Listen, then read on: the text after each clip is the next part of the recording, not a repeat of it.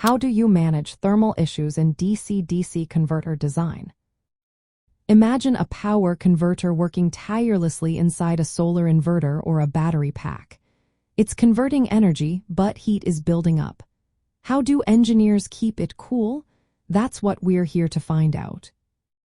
Thermal management in DC-DC converter design is all about controlling and removing heat that builds during power conversion. If heat isn't managed well, components can overheat and fail, causing system breakdowns.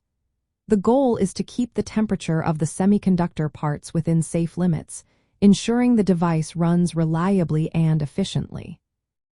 The first step is understanding how heat moves through the system. Thermal resistance measures how easily heat flows from the device junction to the surrounding environment.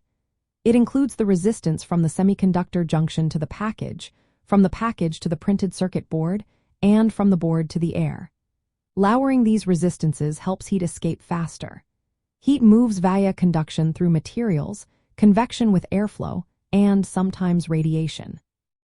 In DC-DC converters, conduction through the circuit board and convection with air are the main ways heat is transferred.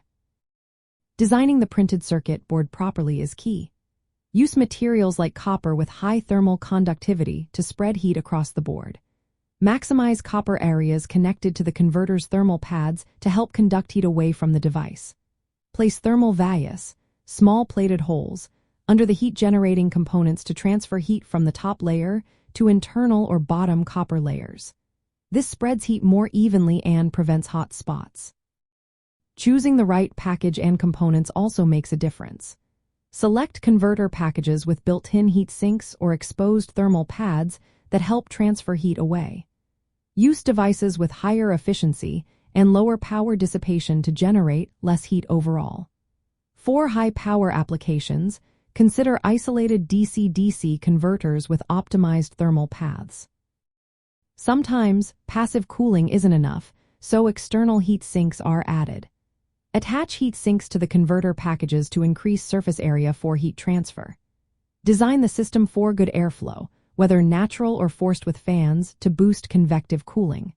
For extreme thermal loads, liquid cooling or heat pipes can be used, though these are more complex and costly options. At the system level, spreading out the thermal load helps. In distributed power architectures, multiple converters share the heat load, reducing the risk of hot spots. Operating converters below their maximum power ratings, called derating, also reduces thermal stress and improves longevity. Thermal simulation tools are very useful. They help predict how hot parts will get and guide layout decisions before building the actual device. During testing, use thermal cameras, thermocouples, or internal sensors to measure temperatures and verify the design. In renewable energy systems like solar inverters or battery management units, managing heat is especially important because ambient temperatures can be high and space-limited. Proper thermal management keeps these systems running smoothly over long periods, even in tough environments.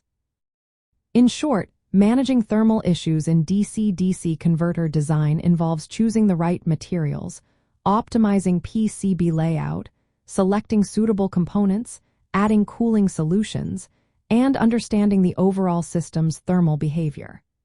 This approach keeps the converter operating safely, efficiently, and reliably for years to come.